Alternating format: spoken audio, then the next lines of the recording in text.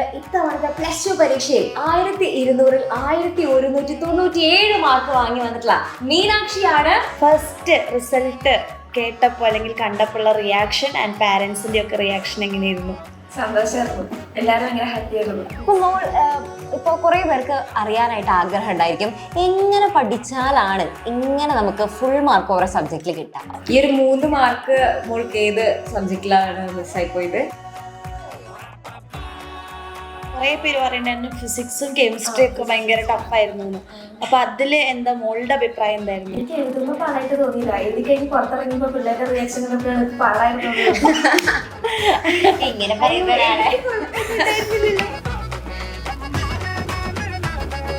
അപ്പോൾ കുറേ പേർക്ക് ഒരു ഡൗട്ടുള്ള കാര്യമാണ്, നീറ്റിന് വേണ്ടി പഠിച്ചു കഴിഞ്ഞാൽ നമുക്ക് +2-ൽ നമ്മുടെ പബ്ലിക് എക്സാമിന് മാർക്ക് കുറയുന്നുള്ളൊരു ടെൻഷൻ. അപ്പോൾ അങ്ങനെ ചിന്തിക്കുന്നവരോട് മോൾക്ക് എന്താ പറയാനുള്ളത്?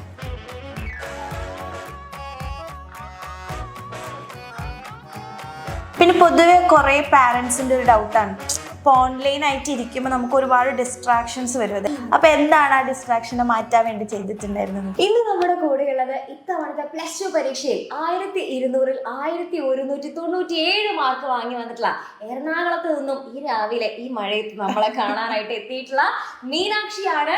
ഹലോ മീനാക്ഷി. യെസ്. അപ്പോൾ 1197 മാർക്ക് എല്ലാവർക്കും കിട്ടുന്ന ഒരു കാര്യമല്ല. അപ്പോൾ ആദ്യം എപ്പോഴും എല്ലാവരോടും ചോദിക്കുന്ന പോലെ തന്നെ ചോദിക്കുകയാണ്, ഫസ്റ്റ് റിസൾട്ട് കേട്ടപ്പോൾ അല്ലെങ്കിൽ കണ്ടപ്പോഴുള്ള റിയാക്ഷൻ ആൻഡ് പാരൻസിന്റെ ഒക്കെ റിയാക്ഷൻ എങ്ങനെയായിരുന്നു? സന്തോഷമായിരുന്നു. എല്ലാവരും ഭയങ്കര ഹാപ്പി ആയിരുന്നു. ഓക്കെ. എല്ലാവരും എക്സ്പെക്ട് ചെയ്തിരുന്നോ? ഇംഗ്ലീഷിൽ പോകുന്ന അറിയായിരുന്നു, പക്ഷെ ഇത്ര കിട്ടുമെന്ന് ഞാൻ വിചാരിച്ചിട്ടുണ്ടായില്ല. ഈ ഒരു 3 മാർക്ക് മോൾക്ക് ഏത് സബ്ജക്റ്റിലാണ് മിസ്സായി പോയത്? ഇംഗ്ലീഷിന് പോയത്. ഇംഗ്ലീഷിൽ, അതായത് +1-ൽ തന്നെ. +1-ൽ 1 മാർക്ക് പോയി, +2-ൽ 2 മാർക്ക് പോയി. ഇംഗ്ലീഷ് ആണ് വില്ലേ. കഴിഞ്ഞ ഇന്റർവ്യൂ എടുക്കുന്നവർക്കും ഒരുപാട് പേർക്ക് പറഞ്ഞതും ഇതേപോലെ ഇംഗ്ലീഷിനാണ് പ്രശ്നം. അപ്പോൾ പൊതുവെ ഇപ്രാവശ്യത്തെ +2 എക്സാം നമുക്ക് കുറച്ച് ടഫായിരുന്നല്ലോ. അപ്പോൾ ഈ വർഷത്തെ +2 എക്സാം എങ്ങനെ ഉണ്ടായിരുന്നു? +1-നെയും +2-നെയും നോക്കുമ്പോൾ മോളുടെ ഒരു അഭിപ്രായം എങ്ങനെയായിരുന്നു +2 എക്സാം? +1-ൽ ഞങ്ങൾ പഠിക്കുമ്പോൾ ഏറ്റവും പാടുള്ള എക്സാം എല്ലാം പറഞ്ഞത് മാത്സ് തന്നെയായിരുന്നു. പക്ഷെ മാത്സിന് എന്റെ ക്ലാസ്സിലെ മാത്സിന് മിക്കവർക്കും മാർക്ക് പോയത് മാത്സിന് തന്നെയായിരുന്നു. പക്ഷെ എനിക്ക് മാത്സിന് ഫുൾ മാർക്ക് ഉണ്ടായിരുന്നു. അല്ല, അതിന് മോൾ എന്തെങ്കിലും എന്താ പറയാ, ഇങ്ങനത്തെ എന്തെങ്കിലും ടൈം ടേബിൾ അങ്ങനെ എന്തെങ്കിലും ചെയ്തിട്ടുണ്ടായിരുന്നു? കാരണം മാത്സ് നമുക്ക് അറിയാം, പണ്ടൊക്കെ ആണെന്നുണ്ടെങ്കിൽ പ്രീവിയസ് ഇയർ ക്വസ്റ്റ്യൻസ് ആണ് എല്ലാവരും പഠിച്ച് പോവുക. പക്ഷെ ഇപ്രാവശ്യം അങ്ങനെ പഠിച്ചു കഴിഞ്ഞാൽ എന്തായാലും മോൾക്ക് കിട്ടിയതുപോലെ ഫുൾ മാർക്ക് എന്തായാലും കിട്ടില്ല. മോൾ എങ്ങനെയായിരുന്നു മാത്സ് ഒക്കെ പഠിച്ചിരുന്നത്? മാത്സ് പൊതുവെ നമ്മുടെ ബാച്ചിലുള്ള ക്ലാസ് ഫോളോ ചെയ്യും. എന്നിട്ട് NCERT സൊല്യൂഷൻസ് ഒക്കെ ഉണ്ടാവുമല്ലോ, അതൊക്കെ വർക്ക് ചെയ്യും. മെയിനായിട്ട് NCERT-യിലുള്ള ക്വസ്റ്റ്യൻസ് നല്ല ടഫുള്ള ചോദ്യങ്ങൾ, മിസ്ലേനിയസ് എക്സസൈസ് ഒക്കെ പഠിച്ചു കഴിഞ്ഞാൽ അതിനപ്പുറത്തേക്ക് പാടായിട്ട് ചോദ്യങ്ങൾ ഇതുവരെ പേപ്പറിൽ തോന്നിയിട്ടില്ല, കണ്ടിട്ടില്ല.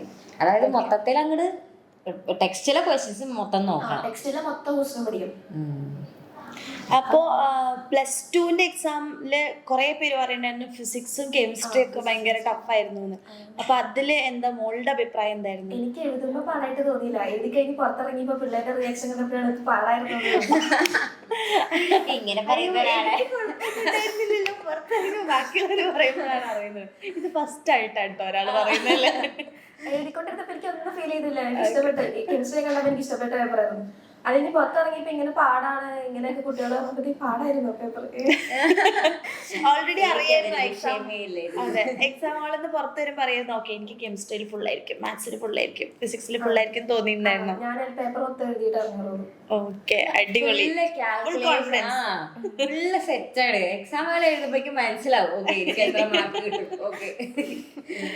അത് ആക്ച്വലി വളരെ നല്ലൊരു കാര്യം കേട്ടോ. ഞാനൊക്കെ ആണെന്നുണ്ടെങ്കിൽ പണ്ട് എക്സാം കഴിഞ്ഞ് എനിക്ക് നോക്കാൻ പേടിയാണ്. പിന്നെ പൊതുവെ ഉണ്ട് കേട്ടോ ഓരോ ചില കുട്ടികൾ, ഞാനൊക്കെ ആണെങ്കിൽ അങ്ങനെ ഇപ്പൊ ഫുൾ മാർക്ക് നമുക്ക് കിട്ടുന്നുണ്ടെങ്കിൽ നമ്മൾ അങ്ങനെ പറയൊന്നുമില്ല, പേടിയായിരിക്കും എങ്ങാ കിട്ടിയില്ലെങ്കിലും. പക്ഷെ ഫുൾ കോൺഫിഡൻസ് ആണ്, ഓൾറെഡി കിട്ടും എന്നുള്ളൊരു പഠിച്ചതിന്റെ ആ എഴുതിയപ്പോ മോൾക്കുള്ള അല്ലെ, ഞാൻ എഴുതിയതിൽ എനിക്ക് ഇത്ര മാർക്ക് കിട്ടുന്നൊക്കെയുള്ള അത് ശരിക്കും പറഞ്ഞാൽ നല്ലൊരു കോൺഫിഡൻസ്. ഇപ്പൊ മോൾ ഇപ്പോൾ കുറേ പേർക്ക് അറിയാനായിട്ട് ആഗ്രഹം ഉണ്ടായിരിക്കും, എങ്ങനെ പഠിച്ചാലാണ് ഇങ്ങനെ നമുക്ക് ഫുൾ മാർക്ക് ഓരോ സബ്ജക്റ്റിൽ കിട്ടുക? അപ്പൊ അതിന് വേണ്ടിയിട്ട് മോളുടെ ഒരു സ്റ്റഡി സ്ട്രാറ്റജി എന്തായിരുന്നു?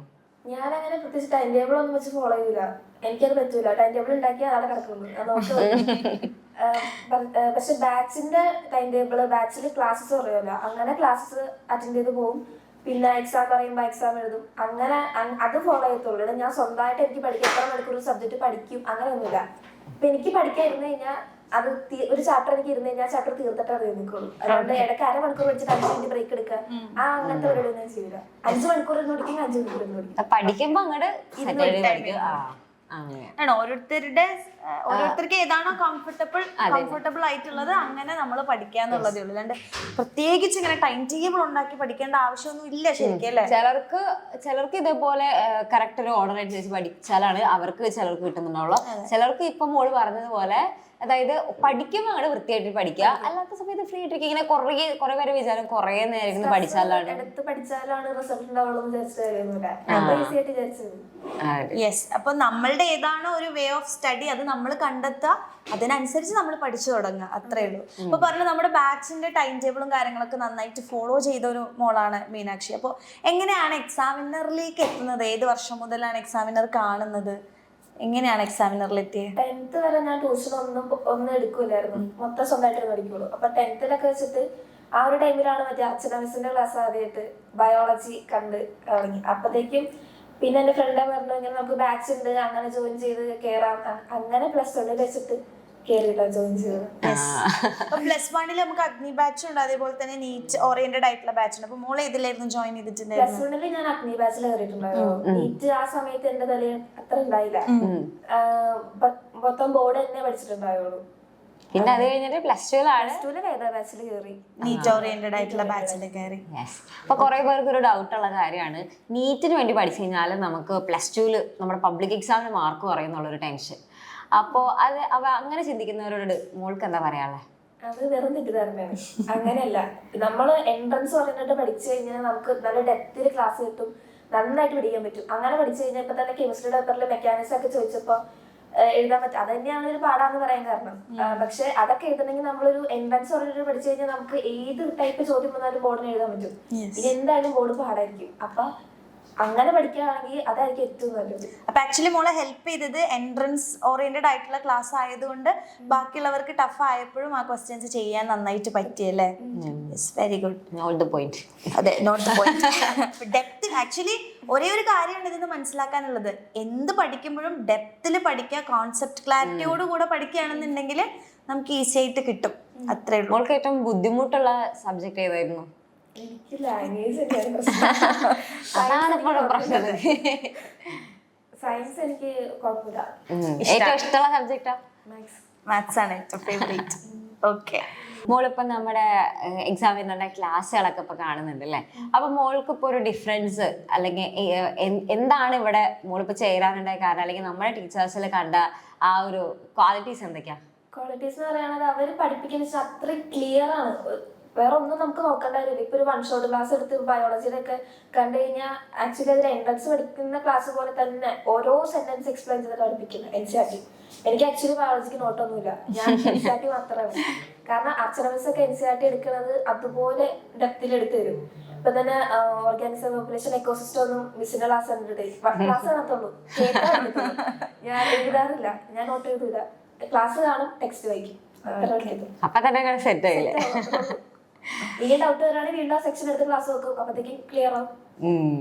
ഇപ്പൊ നമ്മുടെ ബാച്ചിൽ ഒരുപാട് ഫീച്ചേഴ്സ് ഉണ്ട്, ലേണിംഗ് വീഡിയോസ് ഉണ്ട്, ലൈവ് ഉണ്ട്, വർക്ക്ഷീറ്റ് ഉണ്ട്. അപ്പോൾ മോൾക്ക് അതിൽ ഏറ്റവും ബെസ്റ്റ് ആയിട്ട് സ്റ്റഡീസിൽ ഹെൽപ്പ് ചെയ്തിട്ടുള്ള ഒരു ഫീച്ചർ ഏതാന്ന് ചോദിച്ചാൽ ഏതായിരിക്കും പറയാം? എനിക്ക് ലേണിംഗ് വീഡിയോസ് ഇഷ്ടമായിരുന്നു. പിന്നെ NCERT സൊല്യൂഷൻസ്, പിന്നെ DPP ഒക്കെ ആയിട്ട് വർക്ക് ചെയ്യാൻ തന്നത്, അതൊക്കെ എനിക്ക് ഇഷ്ടമായിരുന്നു. അതൊക്കെ ഭയങ്കര ഹെൽപ്ഫുൾ.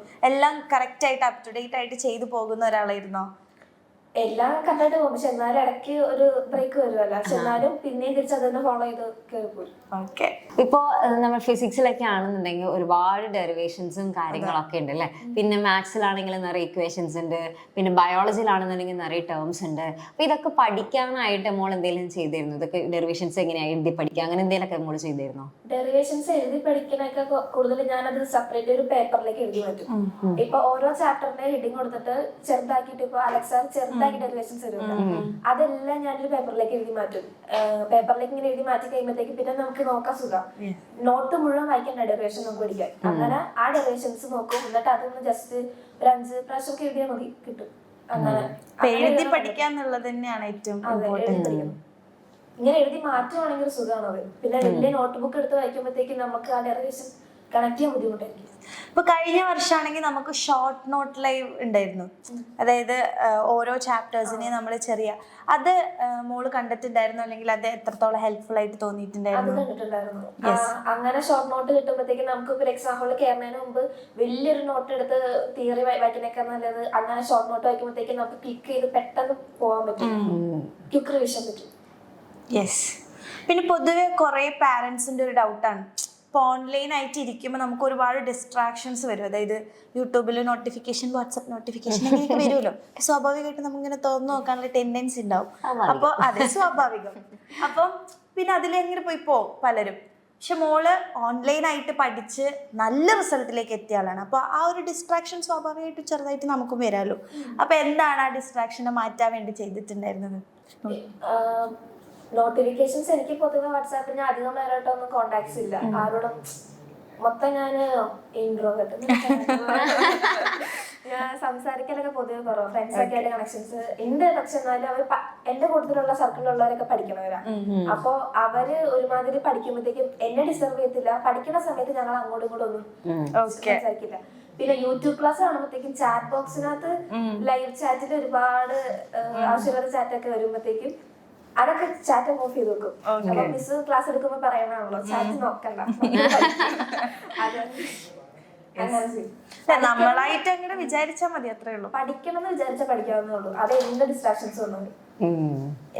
അപ്പൊ നമ്മൾ സാധാരണ പഠിക്കുന്ന സമയത്ത് നമുക്ക് ചില നേരത്തെ ഭയങ്കര ഡൗൺ ആയിട്ടുള്ള സിറ്റുവേഷൻസ് ഒക്കെ ഉണ്ടാവും. ഇപ്പൊ എല്ലാ സമയം ഭയങ്കര ഉഷാർ തന്നെ പഠിച്ചു പോകണം നിർബന്ധമൊന്നുമില്ല.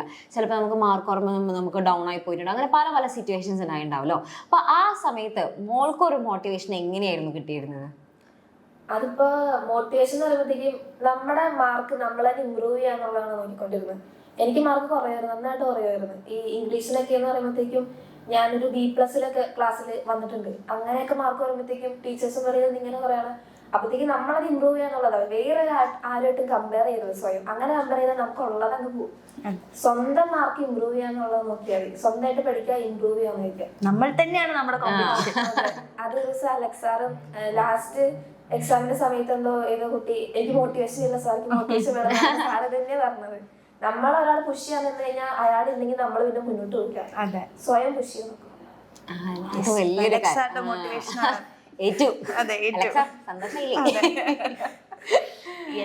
അപ്പൊ നമ്മുടെ മീനാക്ഷിയുടെ അച്ചമ്മയാണ് ഇപ്പൊ നമ്മുടെ കൂടെ ഉള്ളത്. അപ്പൊ നമുക്ക് കുറച്ച് കാര്യങ്ങൾ അച്ചമ്മയോടും കൂടെ ചോദിച്ച് മനസ്സിലാക്കാം. അപ്പൊ അച്ചമ്മ എന്തായിരുന്നു ഈ ഒരു റിസൾട്ട് അറിഞ്ഞ സമയത്ത്? ചെറിയ റിസൾട്ട് ഒന്നല്ല, വലിയ പുള്ളിയാണ് ഇപ്പൊ നമ്മുടെ മുന്നിലിരിക്കുന്നത്. അപ്പൊ ആ റിസൾട്ട് അറിഞ്ഞ സമയത്ത് എന്ത് തോന്നി? ആളെങ്ങനെ പണ്ട് മുതലേ നന്നായി പഠിക്കുന്ന കുട്ടിയാണോ? മോള് എന്തെങ്കിലും ഇതല്ലാതെ എന്തെങ്കിലും എക്സ്ട്രാ കരിക്കുലർ ആയിട്ടുള്ള എന്തെങ്കിലും ആക്ടിവിറ്റീസ്, അതായത് കലോത്സവം അങ്ങനെ എന്തെങ്കിലുമൊക്കെ പങ്കെടുത്തൊക്കെ ഇരുന്നോ? ഞാൻ കവിത എഴുതുമായിരുന്നു, പക്ഷെ എനിക്ക് പിന്നെ NSS ഉണ്ടായിരുന്നു. അങ്ങനെ പ്രോഗ്രാംസിനൊക്കെ പോവായിരുന്നു. മൊത്തം പുസ്തകം മാത്രം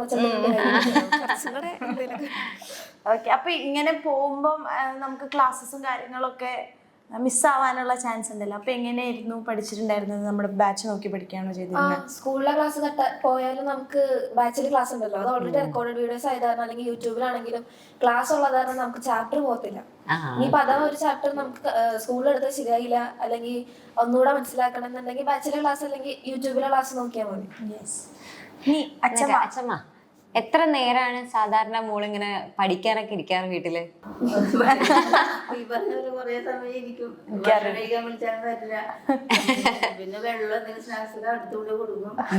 പരീക്ഷയുടെ തലേദിവസമൊക്കെ ഭയങ്കര ടെൻഷനാണോ?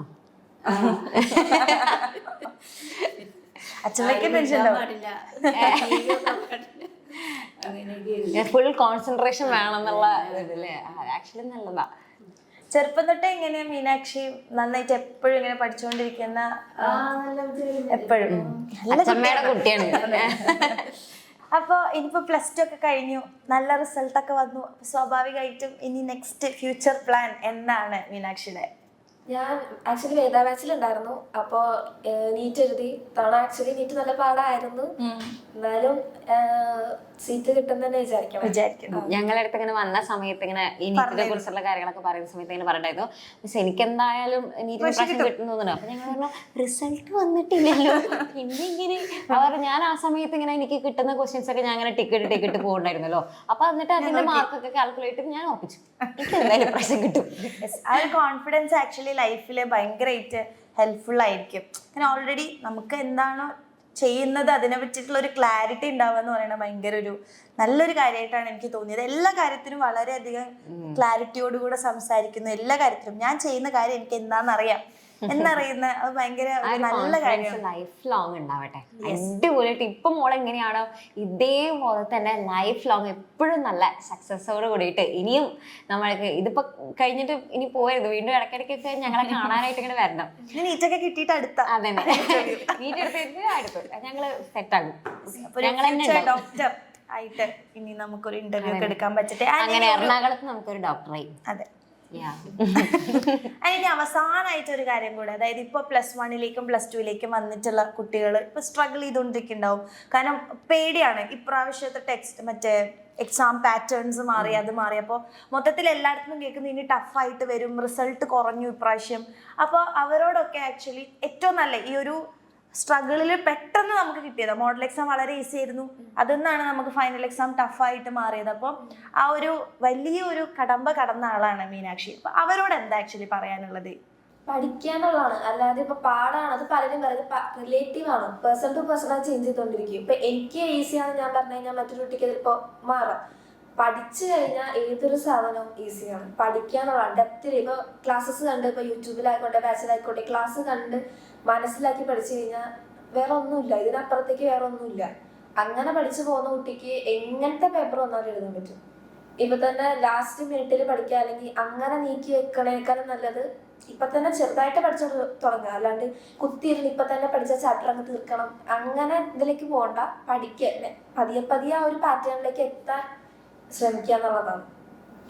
അടിപൊളി. അപ്പൊ മീനാക്ഷി പറഞ്ഞതിൽ ഒരേ ഒരു കാര്യമുള്ളൂ, ലാസ്റ്റ് മിനിറ്റിലേക്ക് ഒന്നും വെക്കാതിരിക്കുക. ഫസ്റ്റ് മുതൽ നമ്മൾ പഠിച്ചു പോവാണെന്നുണ്ടെങ്കിൽ ഉറപ്പായിട്ടും നമുക്ക് അത്ര സ്ട്രഗിൾ ഇല്ലാണ്ട് എല്ലാ പോർഷൻസും കംപ്ലീറ്റ് ചെയ്യാൻ വേണ്ടി പറ്റും. അതുകൊണ്ട് തന്നെയാണ് നമ്മൾ ബാച്ചുകളും കാര്യങ്ങളൊക്കെ നേരത്തെ സ്റ്റാർട്ട് ചെയ്തിട്ട് തുടങ്ങുന്നത്.